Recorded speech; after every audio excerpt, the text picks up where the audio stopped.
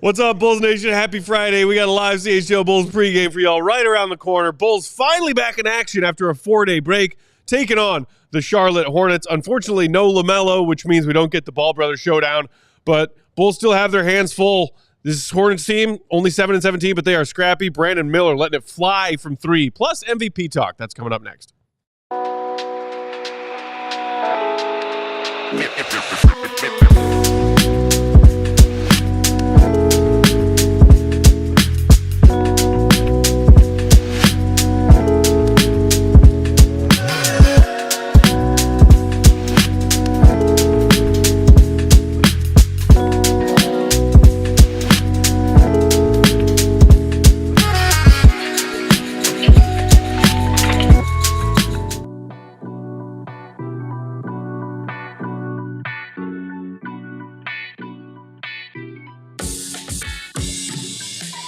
What's going on, Bulls Nation? Welcome in to CHGO Bulls pregame presented by Coors Light. Coming to you from our studios here in West Loop, downtown Chicago. I'm Peck, Bulls_Peck. That's Big Dave. Bow! Bow! BWL Sports. Four-time champ, man in the middle, Uncle Will Perdue. Bingo. _Perdue 32. And sitting in for Katie Duffy, the other queen of the controls around here, Sarah Bear. What's up, Sarah? Hello. Happy Friday, everybody. Happy Friday. Dig the socks. Thank you. She's always got cool They're little socks. London soldiers. Yeah, they're little London soldiers. Did you go to the Bears game? Yes, I did. She did. Yeah. And that's where you got them? No, this was from the first. I went to London earlier this year for personal, Flex. and then Wow. I got another pair of socks when I did the Bears trip to London, but that was a work trip. Thanks. 2 London trips in 1 year. Trips? Wow. Must be nice. Yeah. Rough life you live. I know. Shout out to some of our diehards in their fish. Flip side, Dinko Hoops saying finally made us live. Long time no see. What's up, guys? What's up, Dinko? Happy to have you here. Happy Friday night, Bulls Nation. We made it. We made it through the 4-day mini vacation We made it. that the Bulls had. Hope y'all enjoyed some of our off-day shows Monday through Thursday. Still had a good week talking Bulls. But now we actually get game tonight. How do you feel having the weight back on your chest? Great. Honestly, I feel great having the weight in my stomach right now. Shout out Uncle Will, because earlier tonight on our way to this office, he paid up his debt Okay. from our bet Okay. that I won a couple, whatever that was, a week or so ago, when we had a little friendly wager Yes. on Io DeSumu's over-under point total one night. Yes. And I won the bet because I'm smart and You right are. all the time about everything. Not just a hat rack. No. Mm-hmm. Although... Let's clarify that I was supposed to pay up last week, but they blew me off. Context. I did call and cancel day of, but I was helping out a friend in need. Do you believe that? That took precedent over having a fun dinner. He has no reason to lie, but it's You still called canceled on bullshit. Will Perdue? I didn't cancel. I That is- postponed. That is a flex, man. That's a flex. Now, 4-time champion with Purdue. I but can't yeah. hang out with you. My schedule's too tight. But shout out, Will. Delicious A dinner. friend Shout in out need to. is a friend indeed. That's right. There you go. Hey, everybody needs good friends to lean on every once in a while. That's right. They made a song about it and everything. I could have pulled a Banyan and been like, I tried to pay you. Yeah. A soup is not a proper meal. Did he crumble No, crackers in did he it? crumble? Any crackers? No, this counts. This is it. This is it. All right, but stock up, buddy boy. Yeah. But yeah, I mean, shout out Martin Anthony. Had the Will and I split the special lasagna they had as an appetizer. Okay. Which, because of Matt Peck, is now going to be the lasagna on the menu. It's Ooh. replacing the original. The Peck pasta. Yep. Shout out to John, boss man over there at Martin Anthony. He said that they were trending that way. Wow. And I ate it and gave it my double thumbs up because I had the regular menu meat lasagna the last time when you were there and Katie was there. Yes. It was good. This is a It flex. was really good. He is flex cat king over here right now. This is awesome, man. Getting stuff named after him, canceling on champions and millionaires. Like, he is the man out here right now, dog. Yep. Shout out Matt Peck. Anthony saying who paid? Uncle Will paid because it was a bet. It was a bet. He owed him. Yeah. Yep, I paid. You got to pay.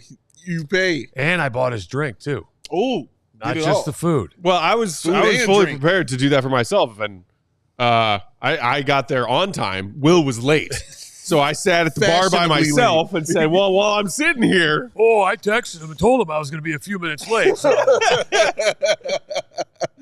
He was being nice. He only had one drink. He could have really ran it up, dog. This is Matt Peck we're talking about. He could have ran that up on you, dog. So, I mean, hey, he was being kind. I appreciate the kindness. I made that one drink last while waiting for you to arrive and then through our entire dinner. Look at that. That's a man who cares. Self-control. That's it. He had a game to do. And I was about to say something, but I don't think it's politically correct anymore. Oh, all right. Then we won't do that. So, hoops.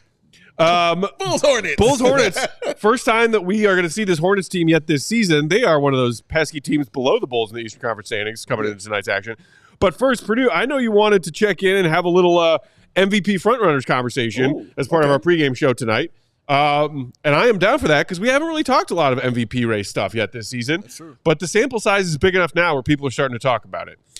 Sarah, if you have those preliminary MVP odds at the beginning of the season, this is consensus among a bunch of different sports betting platforms via Vegas Insider. Coming into the season, opening odds had Joker as the front runner, but actually tied with Luka at plus 380 each. Shai Gilgeous-Alexander, third, tied right there with Giannis, both 550. Embiid, also 550. And then you see the back half of the top 10 there, Tatum, Edwards, Brunson, Wemby, and Steph. Okay. That was before the season began. Okay. Fast forward to now, Joker now in a commanding lead outright. Okay. Most places, most different platforms, I looked at a bunch today, have him somewhere between minus 115 and minus 125 to win the MVP. Wow. So he's the heavy favorite right now.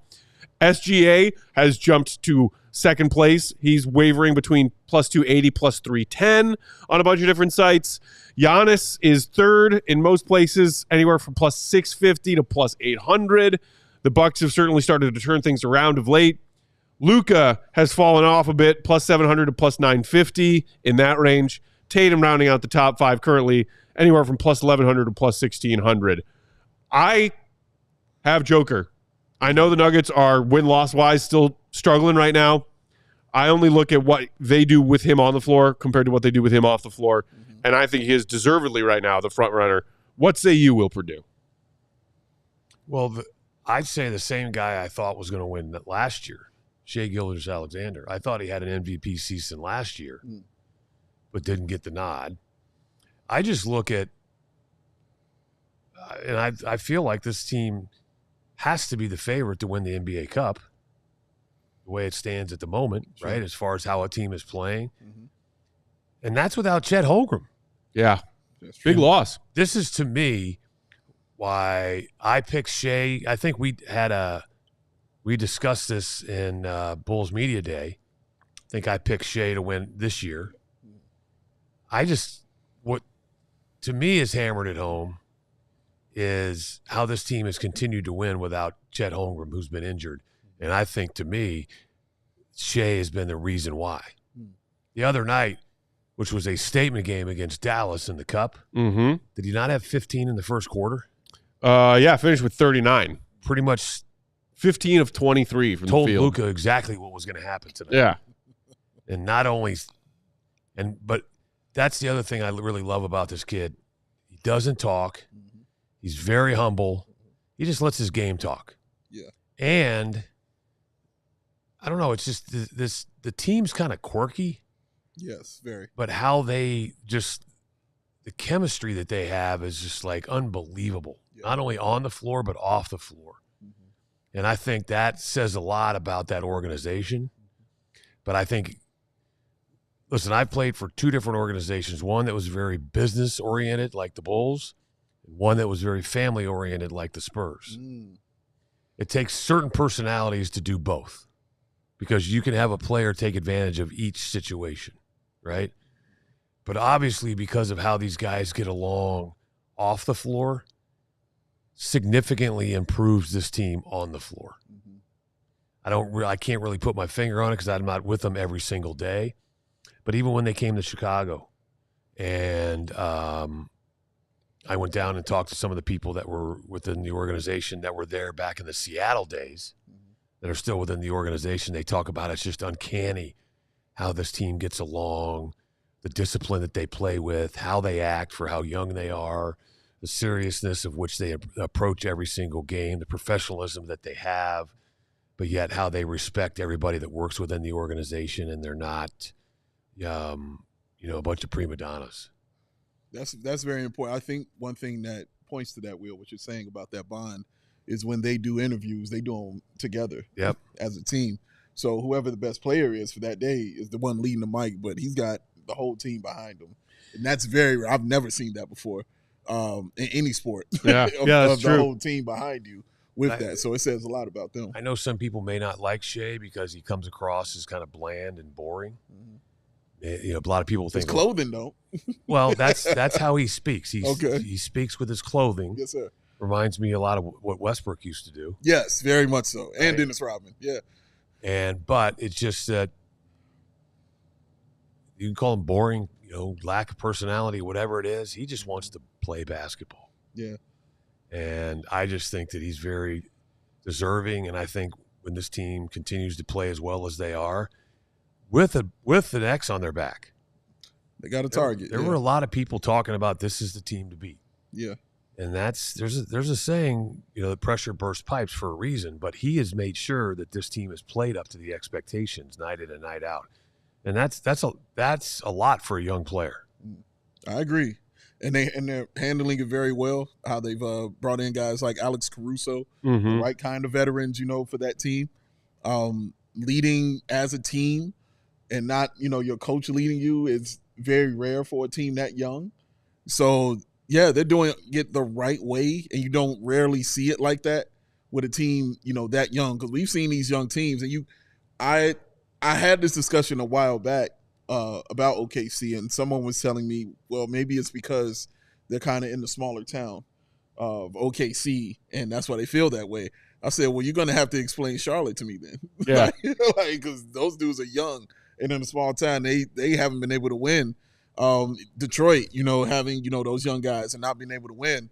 So I didn't want to remove that from them, because for me, that's taking credit for just how well they play and how mentally structured they are for as young as they are. I mean, I do think that Shea can very easily, well, I mean, not easily, obviously, when you're an MVP caliber, player, there's a lot of work that goes into that, but I could very easily see him winning MVP this year. Yeah. Joker has won 3 of the last 4 times. Voter fatigue is a thing. And right now, I think the Nuggets are barely, I think they're 2 games above 500. They've been rough out of the gate. Whereas even with the loss of Chet Holmgren, Shea and the Thunder are atop a very competitive Western Conference. And the best player on that team obviously gets him a lot of credit for that. The only reason I think the Joker could still be in the conversation among top 2, top 3 vote getters, even if the Nuggets say, still managed to find their way to the top 6 in the West, but are not, among the top 3 seeds. Shea, to his credit, the Thunder are plus 15 points per 100 better when he is on the floor compared to when he is off it. But even with Chet's loss, there is a lot of talent all over that team right now. Oh, yeah. The Nuggets are kind of a mess. They are struggling to figure out that chemistry that they had their championship run 2 seasons ago. Jamal Murray, injury issues, losing a couple of their key role players, first KCP, Bruce Brown leaving in free agency, all that. And some of these younger guys they're asking more of. Some nights they show up, some nights they don't. But as good as plus 15 per 100 better with Shea on the floor is, you know what Joker's is on-off for the Nuggets? Because it's plus 31. The Nuggets are 31 points per 100 better with Joker on the floor than off the floor. Joker leaves the floor, the Nuggets turn into a G League team. Yeah. Jokic on the floor, they're the best offense in the NBA. Yeah. Hey, there it is right there. I like that Tatum is in the top 5 also. Yeah. He was the dark horse for me. And I like rewarding winning. So I think I'm interested to see if he goes a little bit higher as this go on. I think I picked Luka to win it before the season started. Yeah. He's been fantastic. He has, but like you said, when there was that statement game, the statement was made that, no, dude, this is mine. And I appreciate stuff like that, especially in any sport, when you just take it, when you go against the dude, when you take things really personally and make it a game within the game and a battle within the battle, or a battle within the war, as if you want to say it like that. Right. So I appreciate that stuff, and Shea just doing it very quietly, saying, get out the way. this is mine. And right. That's cool to me. And Carlos in the comments saying, Joker is more valuable to the Nuggets than SGA is to the Thunder. That should be obvious. Some may disagree with that. I tend to agree with that. But again, it goes to that age-old question as far as MVP voting and how people vote. Sure. Do you define the MVP as the best player on the best team? Or do you define it as the literal translation of this player is the most valuable to their team? I always went with best player because I always thought most valuable. I can pull out a bunch of dudes who are the most valuable to their team, but don't belong in that conversation. So when you can do both, I think that's important. But for me, yes, it's best player. Well, and Joker's the I still think it's a wide open race. Yeah, roughly a third of the way through the season. I don't mind Joker being on top, bro. We will revisit it sometime down the road. We got to take a quick break here. When we come back on the other side, people in the comments asking about tonight's lineup, who's in, who's out. We will get to that coming up next on Pregame. Beer, you got to have it. Got to. You got to drink it. If you want to chill out and embrace chill, you do it with the Frosty Cold Coors Light. Because between work, social media, and the choices life throws our way, it's no wonder we're more worked up. Coors Light celebrates rising above and choosing a chill mindset. Why not turn that rained-out barbecue into the Will to Go Gottlieb and Will Perdue 815th annual karaoke house party? It will be hosted at Sarah's neighbor's apartment. Or after a tough loss, settle scores with an ice-cold peace offering. Make the choice to choose chill, then reach for a cold Coors Light and that mountain cold refreshment. Because when those mountains turn blue, oh yes, you know what to do. It's cold lager, cold filter, and cold package for a smoother finish. So when you embrace the chill mindset, it's a good time to crack open a Frosty Cold Coors Light, that mountain cold refreshment that is crisp and refreshing as the Colorado Rockies. Make the most out of those times to choose chill.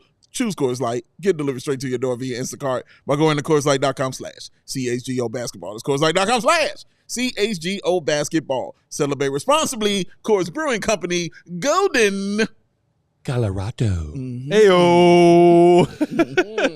Moving along in pregame tonight. Shout out to Jeremy Kearns in the comments. He said, "Throw a hat for me, please. I need it in my life." Asking you shall receive, Jeremy.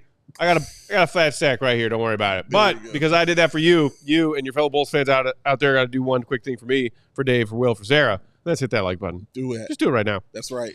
Not that I care, says Anthony in the comments, but is Pat Will back tonight? Same starting lineup, or is it changed? Well, here's your starting five, Bulls fans. Let's do it. Gideon Kobe, Zach LaVine, who was probable with back tightness or back spasms. He is in there. Io stays in the starting lineup. Dave goes back to our conversation from recently. Mm-hmm. And Jalen Smith getting the start. Vooch is out tonight with illness. Yeah. Jalen Smith gets the start.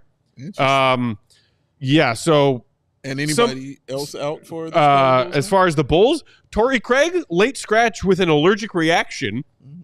Who knows what's going on there?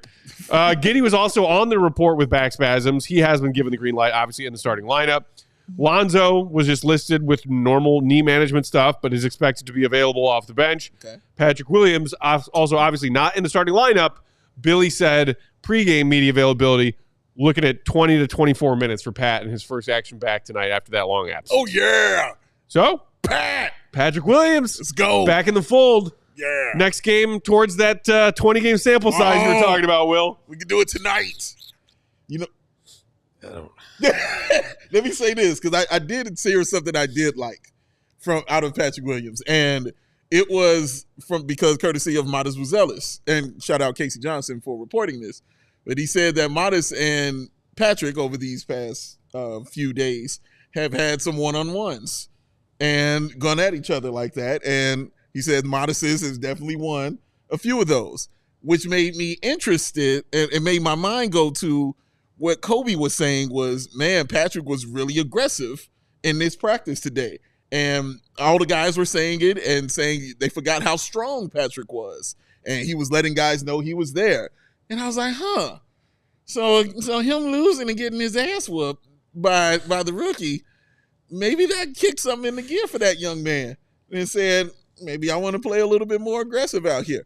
Maybe. It's just speculation. That's just how I'm looking at it. We'll see if it continues and he actually does it on an NBA court. That's what I'm looking at to see. 20 points still has not happened. Just letting you know. No, it hasn't. Do you like hearing that, Will? I liked hearing it. I did. I like hearing the fact that they're absolutely. Okay, yeah. But is it going to change anything? That's the question. It changed something in their practice. He looked a little more aggressive in practice, and he said, "Hey, I got muscles." Well, eat a lot of spinach tonight, big boy. Yes. But Sarah, do you know Lord. Popeye? Okay, just check. Katie would be an absolute no. Who? Shots fired. She's not even here. Oh, my God. Perdue, Listen, we missed you. I'll just leave it at this. I had a conversation with somebody yesterday about Pat Williams. Okay. Flex. I personally feel like, just from what we've seen over 4 years and whatever, or has it actually been 5 already? It's been 5, right? What? Patrick Williams. Yeah, this is year 5. You're 5. Yeah, this is year 5. Okay. But I think me personally, I think we know who this kid is. Okay. Okay. I think he's somebody that can help you win. But it just seems like he's built more as a guy that comes off the bench. And I think whether he starts or comes off the bench, he's a guy that's going to give you 6 to 8 points and, 3 to 5 rebounds. See, yeah. And he's going to occasionally have that 20-point teaser. He's going to occasionally have that game where he hits 4 or 5 threes. Mm-hmm. But what he's consistently lacked is consistency. Mm-hmm. Ooh. Consistently lacking consistency. But I think that, I said, hey, let's give him, 20 to 25 games. Unfortunately, he's dealt with, some repercussions from the foot. And I'm not sure that's not always going to be the case. So I think it's just we have to accept him for who he is. But let's also remember that's a tradable contract. Yeah. And because of his age, there are teams out there that always, we've seen this time and time again, that will feel like, hey, maybe in their opinion, for whatever reason, the Bulls are using him incorrectly. And if we bring him to our organization with our team, we can get different results. So he still does have trade value. Yeah, without a doubt. I mean, if that team is willing to use shock therapy to wake his ass up, maybe. I'm sorry, but I also saw that, reporting about Pat's week of practice and Modest and him and Pat going at each other. Yeah. Great. If you are a player who has showed what Patrick has showed to this point in his career, Nothing. I am giving you no benefit of the doubt when it comes to reporting what was going on at practice. Mm-hmm. Show me on the court during a game. Correct. How about that? Mm-hmm. So we'll see if he is in that 20 to 25-minute window tonight coming off the bench and how lifelike or lifeless he appears to be.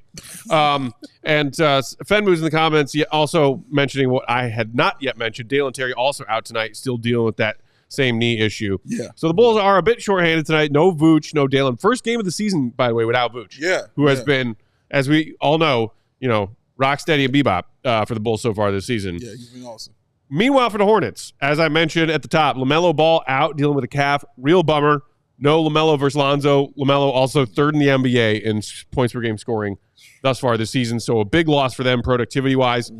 They are also missing Trey Mann and Grant Williams. However, Miles Bridges, the Rook, Tijan Salon, and Seth Curry, all on the injury report, but all given the green light tonight. So your Hornets starting 5 are Vasily Micic, Brandon Miller, Josh Green, Miles Bridges, and Mark Williams. That may seem like a not super intimidating kind of blah lineup, but, I mean, they got Bridges back after a 10-game absence. Yeah. So yeah. That's 20 right there. Without saying anything else, Bridges can put in points, Bridges can ball, and they missed him.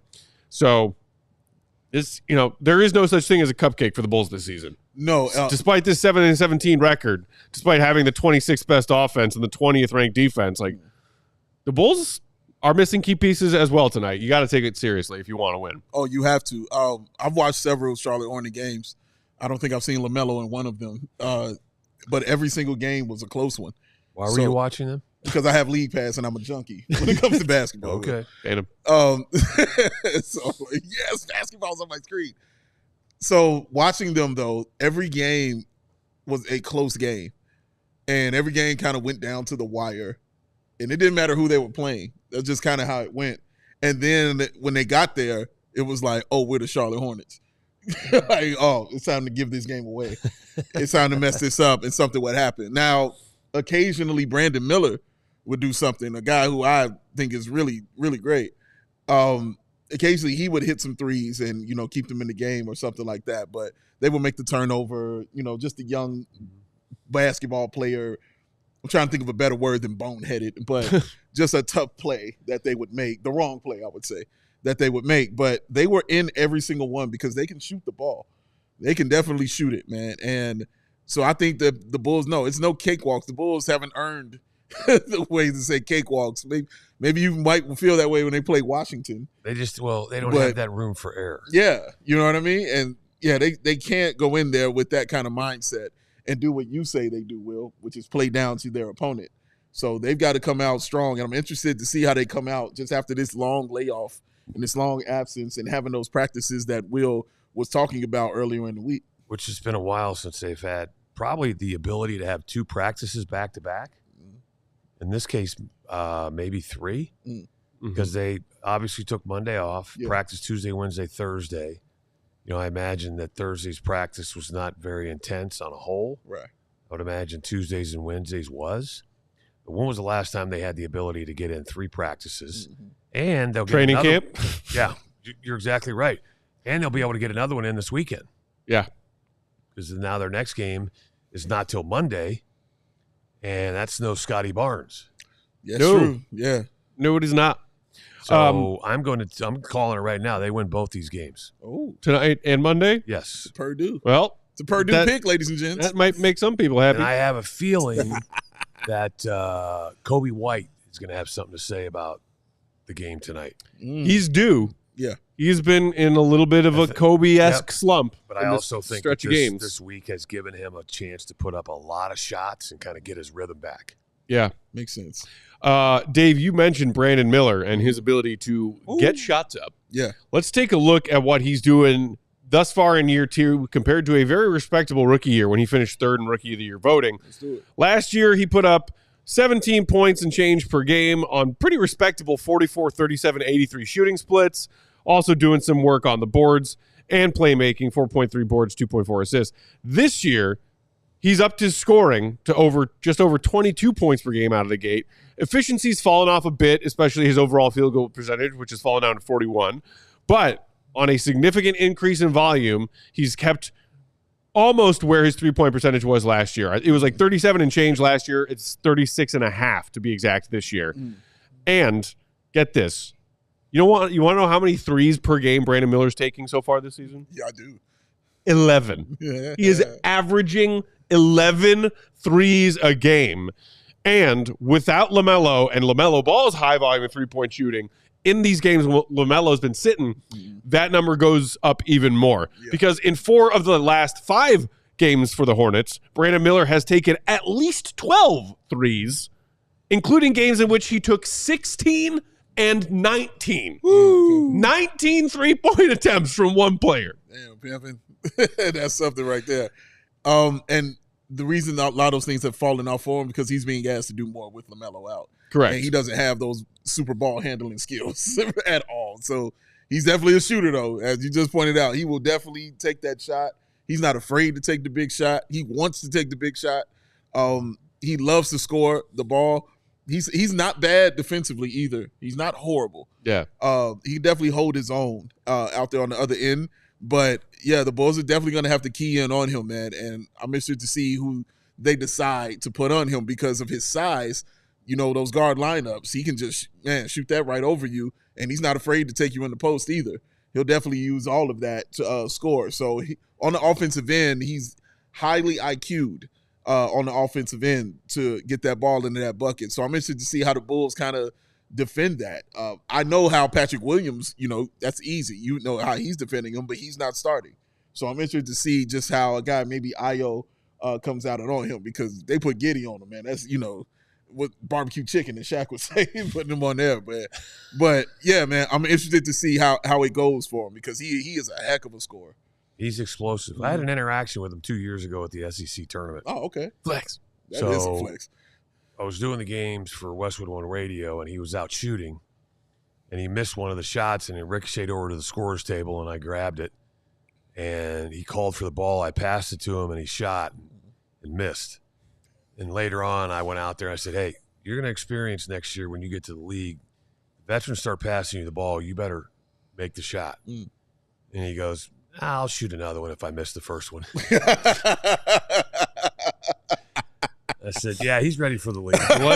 You like that level of confidence. Yeah. So we will see how many threes Brandon Miller manages to get up tonight. And he's a part of it. LaMelo's a part of it. As a whole, the Hornets are a high-volume three-point shooting team. Actually, recently just overtook the Bulls by a couple thousandths of a percentage point in three-point attempt rate. Yes. Right now in the NBA, coming into tonight's action, it goes Boston, Charlotte, Chicago in three-point attempt rate across the NBA. They are not as efficient as the Bulls. No. They are in the middle of the pack, three-point percentage-wise, at just 36.4%. Bulls just inside that top five still, three-point percentage-wise. The other thing that Purdue, you talk about a lot is which team will control the pace of the game, dictate the energy and pace of the game, whereas the Bulls are a fast-paced, high-volume three-point shooting team. Charlotte's one of those teams, and we've seen a couple of them so far this season, who do jack up a lot of threes, but a lot of it comes from ISO and much slower pace of play. Hornets 28th in the NBA in possessions per 48 right now. So are the Bulls going to make the Hornets run, or are the Hornets going to drag the Bulls into a more, brutish ISO kind of game? It's going to be interesting. ISO, that will be helpful for them because of Brandon Miller, but I can see them running, getting out on the ball and running with the Bulls. Oh, yeah, I was about just to being ask, young. What's the over-under? It's got to be pretty high. Oh, total points tonight? Yeah. I'm not sure. I haven't Well, I'll tell you what, while you look that up, let me tell you guys, January 4th is on the way, ladies and gentlemen. We will be in the suite for Derrick Rose night. Yes, I'm clapping because I'm happy. The suite takeover. From there. Doing it from there. Right. Suite takeover is happening. Bulls, Knicks, you see it on your screen. You're going to come in the suite. You're going to eat all the food. You're going to drink all the drinks. You're going to have all the desserts. And then you're going to look down and say, what's this awesome swag bag? Oh, bam, that's a bunch of cool stuff in here. Oh, what's this awesome D Rose hoodie with it? Bow, that's coming with you too. Oh, man, is that four-time champion Will Perdue? Yes, it is. That's him over there. Is that the Quaff of Will? Yes, it is over there. Is that Big Dave's just looking awesome? Yes, it is over there. All of that is happening. And I can't wait to see y'all. Better get the tickets, man, because these are going, man. Matt, that's not a high point. That's not a selling point. Yeah, we'll see. Maybe if they throw a hat or something, you know what I'm saying? Matt will throw a hat with you. Like taking pictures of throwing hats with Matt. That's what we'll do. We'll put a Matt hat throwing booth on the side of the suite. See who can throw it the farthest. I think that'll work. I like this idea. It's not bad. It's not bad. I think we should just have everybody in the suite at a certain point in the game just throw a hat down to the – I think that's a good way to get kicked out of the United Center. It's a good way. Yeah, Will. Purdue ambassador. I'm encouraging. And I have to be on my best behavior. I didn't say it was a good idea. I was just saying. You got to know who you're talking to, Will. This guy over here. But January 4th. Come hang out. It'll be fun. Save some money. If you're a diehard, you will save some money getting that ticket, ladies and gentlemen. Big, chunky, juicy discount for diehards. Honestly, if you sign up to be a diehard right now and then get an event, a ticket to the event. Yeah, it's you're making your money back on the cost of being a diehard as is. Yes, it's a win-win. The answer is 233.5 over under tonight. Ooh. Take the over. Taking over. Neither of these teams play defense. Okay. Yeah. Oh, absolutely. Both teams are going to jack 53s. It's going to be volume, not quality. Oh, it's not Will Perdue we're worried about getting kicked out. Yeah, but I might be guilty because of association. That's right. You're hanging out with the riffraff now, Will. They'll say bad Will.